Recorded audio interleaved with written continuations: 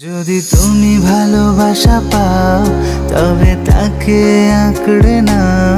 একদিকে আবারও নতুন রূপে জয়ের সঙ্গে নতুন ছুটে অপু বিশ্বাস, অন্যদিকে শুভশ্রীর ছোট্ট মেয়ে ইয়ালিনীকে দেখা গেল এবার বিকিনিতে। আবার আসা যাক সুপারস্টার দেবের কথায়। ভাইরে ভাই, জন্মদিনের কেক এতটাই বড় যে লোকের চক্ষু চড়ক গাছে।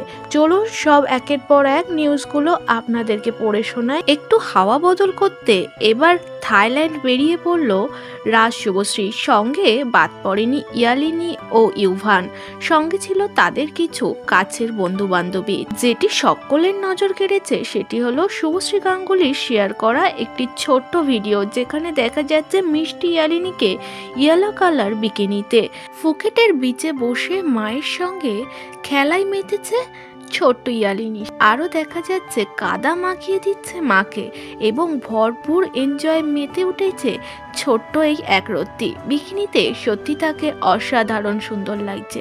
ছোট্ট ইয়ালিনী এমনি খুব কিউট। তবে নতুন নতুন শুভশ্রীর ভিডিওগুলো দেখে দর্শক মুগ্ধ হয় তাদের ওপর।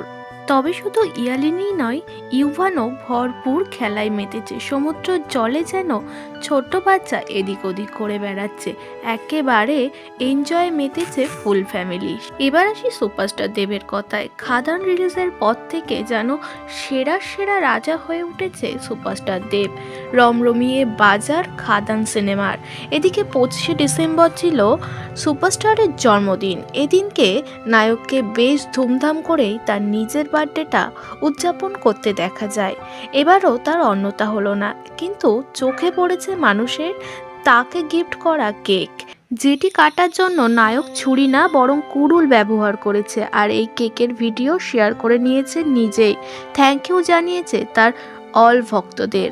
সত্যি বলতে কমেন্ট বক্স ভরে গিয়েছে তার ওই বড় কেক দেখে। এবার আসি ঢালিউড অভিনেত্রী অপু বিশ্বাসের কথায়। নতুন নতুন লুকে ধরা দিচ্ছে নায়িকা, একের পর এক নতুন লুকে চমক দিচ্ছে সকলকে। জয় চৌধুরীর সঙ্গে এবার একটি ভিডিওতে দেখা গেল যেখানে নায়িকাকে অপরূপ সুন্দরী লেগেছে। নিজেকে যে একদমই ওয়েল মেনটেন করেছে সে কথা বলতেই হয়। জয়কে দেখা যাচ্ছে একটি খাতায় চিঠি লিখতে।